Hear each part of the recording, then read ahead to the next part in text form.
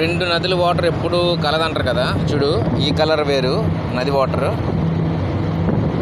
ఇదొక రకమైన నది,